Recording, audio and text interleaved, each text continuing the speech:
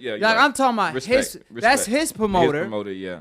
And Pacquiao left him and went to Al Haymon. Like, I respect Al Haymon. I got all the respect in the world. Matter of fact, we will add this topic just because of that. That you mentioned that. Now, I got all the respect for Al Haymon, right? This writer in particular, I'm gonna pull his name in a few after when you get your point across. After I'll tell you what he stated. Now, Dazn been doing a lot of great things in the sport of boxing. I believe the one that haven't did the most is ESPN haven't been doing great. ESPN, I don't think, man, promotion-wise, fighting-wise, they had good cards, but they didn't promote them the right way, and they don't be stacked. The only one that really got stacked up that's not getting promoted is the next week fight with Crawford and Mean Machine, and then also Lopez versus Comey. Which you got our prediction. Remind me to get our prediction right after this. Yeah. Which they not promoting that fight, right? Meanwhile, on PBC, you see Al Haymon, this writer talked about it. I mean, he had these pay-per-view fights that were successful, from Errol Spence to Deontay Wilder to great promotion before that. I mean, Deontay Wilder was doing 2.5 million views promotion-wise on the network before the fight and stuff like that. So Al Haymon is one of the guys that's spending the least amount of money and using his investment and getting a lot of revenue back. So PBC, they could hate on it all they want. I mean, they've been hating on PBC, talking about it's going to fail from the day one it started. And look at it today. The biggest franchise in boxing, looking like the UFC almost, if they could get one name, one face, and establish the PBC belt, right? Meanwhile, Dazn, they doing well too. We're not going to lie. Yes, Eddie Hearn did not live up to the promises, the fake promises that he brought up, saying we're going to have that many fights, we're going to have that many this.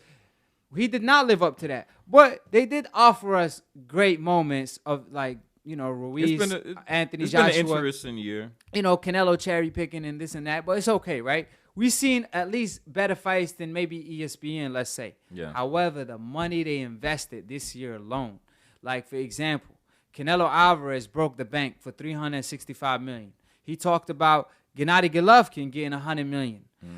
He talked about these few fighters. That's $500 million right there. You got to think about Joshua's contract. Joshua is 1-to-1 fight basis, but still they paying all this money, right?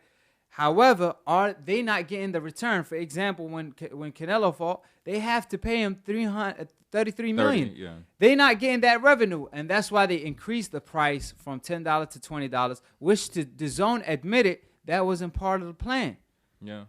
Now Dazn became the most expensive network. More expensive than ESPN, more expensive than PBC, on Showtime or on Fox, except pay-per-view. But my thing is this. You're over here trying to kill the pay-per-view market, which you can never do, because once that anticipation is high, it's bigger than an app. You know what I mean? So did Dazn made a miscalculation with Eddie Hearn, trusting Eddie Hearn, and giving Golden Boy like I believe was like almost $90 million to bring Canelo.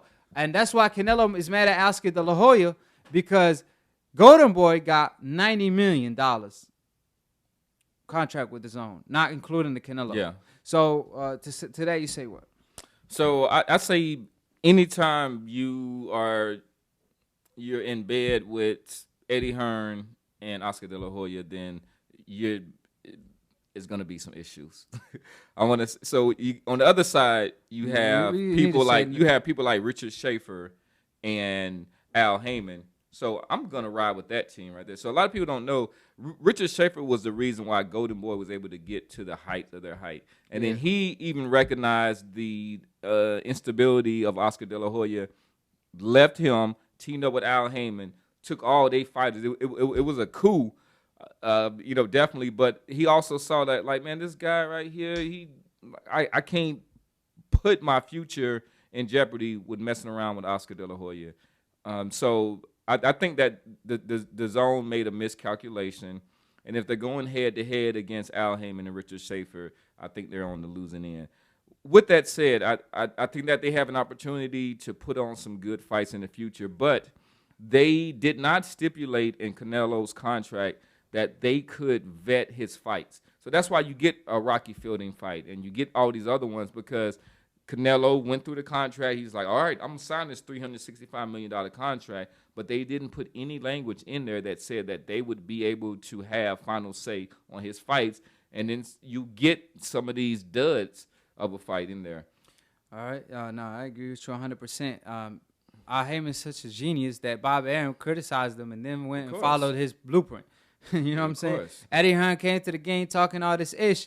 Now, keep the same energy, Eddie Hearn. What happened to your fake promises? Exactly. Now, the article was written by Chris Carlson. So I just want to give him the credit for the article. It was a great article. The article called, and they named it Dazn 1 Year Progress Report. So I just want to clear that up. Check out the article. I read that. Yeah, it was a great article. It is a good article. Yeah, and he touched on all facts. Unbiased. Yeah, it's unbiased. It's just straightening. So, but before we end that, we got a prediction on Comey and tell a few more there. I want to give a shout out. I'm about to holler at y'all in a second. Devin and everything I told her I did, I would give her a shout out on the show. Okay. So with that said, we're gonna talk about it in a few. Now the Comey and Lopez fight, right? Yeah. I'm gonna touch on it real quick. I just want to clarify. I know Comey and he a nice person, so I'm not gonna give you I'm not gonna pick a name. Okay, but I'm gonna just give my breakdown. Yeah.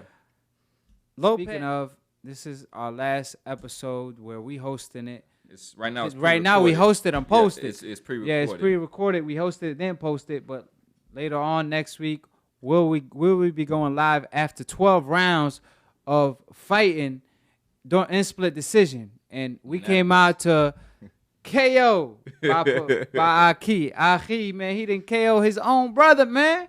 How you gonna do it like that? 3P, man. So Professor Nim think it's a split decision. Oh no, he thought it was a unanimous decision, but. God only made a couple things perfect. That's Floyd Mayweather boxing record, and that's me on split decision. You know what I'm saying? So I always get the upper hand every time. So, wasn't you just doing push-ups on live? What was that? What was that? Because that's right, you lost the bet. Oh yeah, I went for Ruiz. I ain't gonna cap. I thought Ruiz was gonna come prepared. You know what I'm saying? Yeah. He from the desert too. I thought he was gonna be able to relate. You know what I mean? But he came not ready. But it is what it is. You were doing the push-ups for the Wilder fight too, so you already know you could relate to them push-ups. So that being said, I did a full 40 push-ups. He did a quarter of a push-up, so his is equivalent of 10. That being said, I got Canelo strapped as we speak, and obviously, you know, it's smoke season. Anybody can get it. Y'all want to debate, y'all could call in. All these casual fans, all these guys that's talking about, they calling me out, calling Professor Nim out, calling Dante out. Listen. Y'all could call in. This is new media only. Y'all, we talking with facts. So we were gonna have a host. We gonna have a completely different look than what we do now. We changing things up. We coming harder than ever. You know what I'm saying? Every time y'all try to knock us down, we stay getting up and we stronger than ever. So that being said, be on the lookout for that. We're going to have a call-in number. Y'all could call in to debate. We could agree to disagree. So after 12 episodes, we're going to have the 13th episode live. On Sunday. I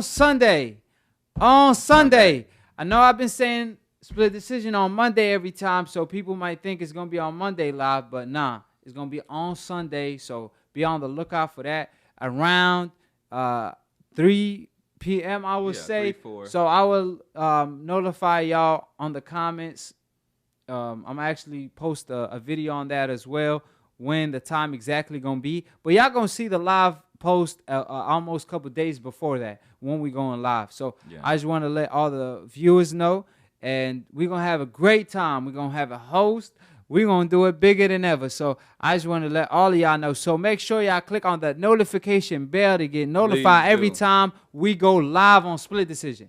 If you don't want to get worried about, hey, when these guys going to go live because I want some smoke, then click on the notification bell. If you ain't, then you don't want no smoke.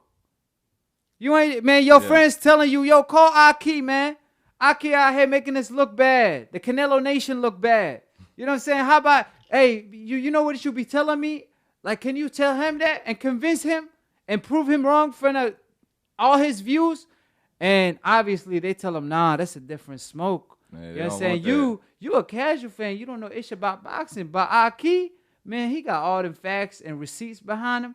All I got is Canelo scorecards in my pocket. Man, Akhi got Canelo strapped. So y'all call in Professor Nim with his boxing record, 2-time Golden Glove. You know what I'm saying? We want all the smoke. And with that said, we appreciate everybody who's coming. Particularly we have people who we know that they're going to be there every week. They claim that this is one of their favorite shows, the things that they look up to, and we really appreciate that. We're trying to do our best to step up our production. Yeah. We work together on the content. We also take in all of your, when it is substantive, any kind of feedback or advice that y'all give us, we take that in. But man, we love y'all for rocking with us, and we keep doing it. You gotta include. We take all donations too. Oh yeah. When absolutely. We go live, if y'all want to donate, support the movement, support the Akhi family. Y'all do super chat. The super chat. Make sure if you want to get a question in, you can do that. You know, because sometimes I'm not gonna lie to y'all because we're gonna be debating. We're gonna have a host that's gonna keeping up. She gonna be keeping up over everything. So sometimes certain comments, like I'm not gonna be able to read everything, or she ain't gonna be able to read everything, because she definitely is not gonna interrupt us while we debating. However, if you do offer a super chat, that's the time you could get your question. Yeah. You could say whatever, and we will have to mention it. So if you do got like a question or a statement that you feel like that will counteract what Akhi saying or Professor Nim saying, you want to throw on the chat. Super chat, we will talk about it. She will keep it in hold. She will write the question down, and she will give you definitely a shout out. And we definitely have our host that's coming. So y'all got to tune in to Split Decision episode 13 live. Live, you know baby. The rematch between Akhi and Professor Nim on live on Split Decision episode 13. We went 12 rounds. We did. I believe we came into the fact that Akhi won. What you think? It's a split decision. I'm going to let y'all decide. Y'all decide. So that being said, click on the subscribe button, click on the notification bell, and we out it. And I going to say